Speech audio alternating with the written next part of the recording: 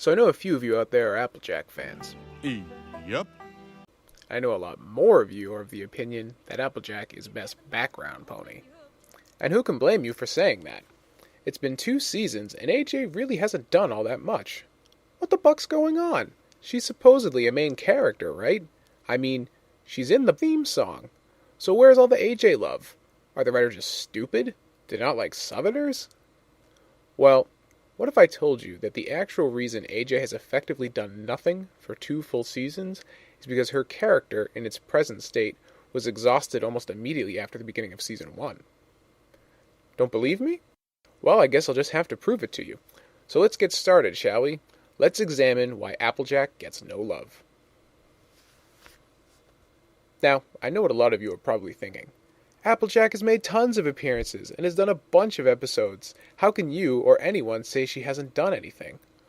Well, in order to answer that, one would have to first identify what a truly effective appearance in Friendship is Magic, or any work of character-driven fiction for that matter, actually constitutes. So let's go ahead and do that. Number 1. The episode's focus must primarily remain on the character in question. Number 2. The character in question must be presented with some sort of conflict. This can be from an external source, like an enemy, a natural event, etc., or something internal, such as emotional struggling.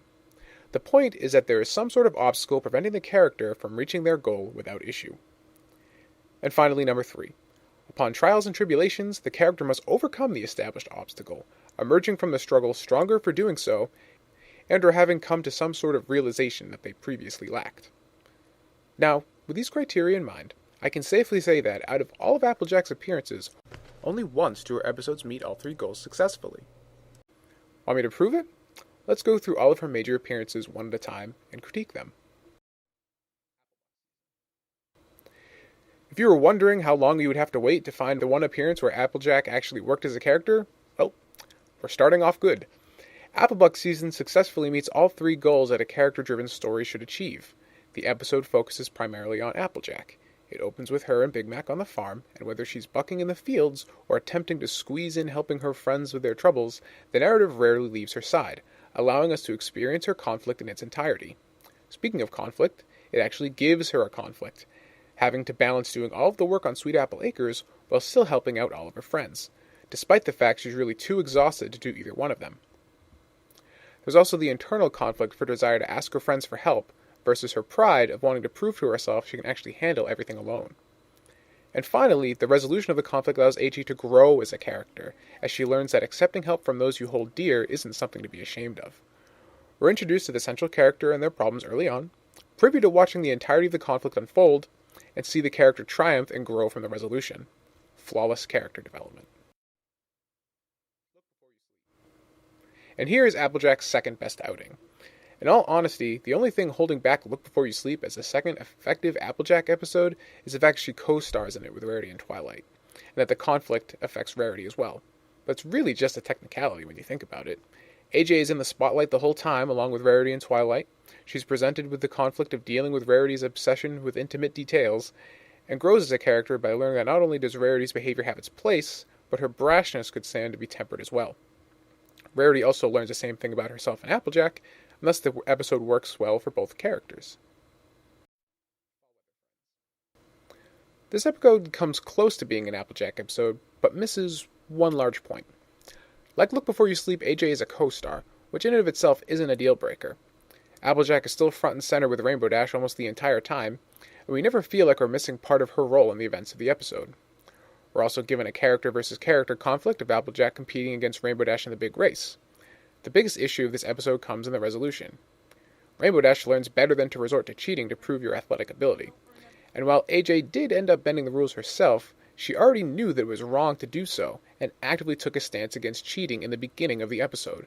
She only started playing dirty in retaliation to Dash, and wouldn't have done so at all if Rainbow Dash had played by the rules. If a character is already aware of the resolution to the conflict before it even begins, then they cannot grow as a character from that episode, and therefore the story cannot truly be considered to have affected them. This episode's conflict involves not only the entirety of the main cast, but also the entirety of the secondary characters introduced in the episode.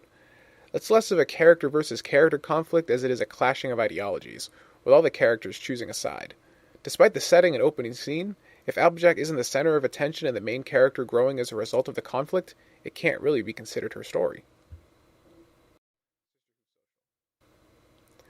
This episode fails to be a true Applejack episode because the conflict in the episode has nothing to do with her. The characters in conflict are Rarity and Sweetie Belle, and while AJ has a prominent role, her purpose is more to provide words of wisdom to those that are struggling. If Applejack's the one providing solutions to the problem and not the one struggling to overcome them, then the story certainly doesn't revolve around her.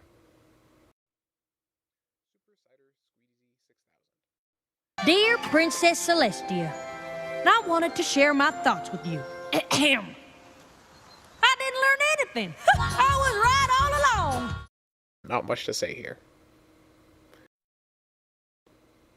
Ignoring the fact that AJ, and every pony else, was outshined by the whole Derpy fiasco, both the christening and subsequent censoring, I just don't know what went wrong. this episode fails to truly be an Applejack episode simply because we are rarely with Applejack. She disappears for about half the episode, and it's during that time that the entirety of the conflict AJ faces takes place, so we as an audience never see it happen. This was done on purpose to have the audience wonder along with the rest of the cast what happened to Applejack while she was gone. The inevitable side effect is that we are also completely disconnected from AJ's struggle, and when we are clued into the conflict and shown its resolution, it's all in the span of about 3 minutes and loses all emotional impact. Again, this was a conscious choice by the writers, but it doesn't change the fact that Roundup doesn't feel like an AJ story. So, this analysis begs the question, why isn't Applejack given more character growth? The writers give her things to do, apparently, but rarely anything that provides the audience with more information about her character. And this takes us back to my initial point. Applejack's character, as it stands, has already been completely explored. Allow me to explain by providing a basic breakdown of the main six and what aspects of their character can be explored and developed. As a fish-out-of-water main protagonist, Twilight Sparkle gets to learn new things about the workings of Ponyville to allow the viewer to also gain the same understandings. Things like Winter Wrap-Up Day, the Sonic Rain Boom, things that we would be left to ponder the workings of as an audience, Twilight Sparkle allows us to learn through her. She also has aspirations to explore, her desire to always continue learning and impress her teacher, Princess Celestia.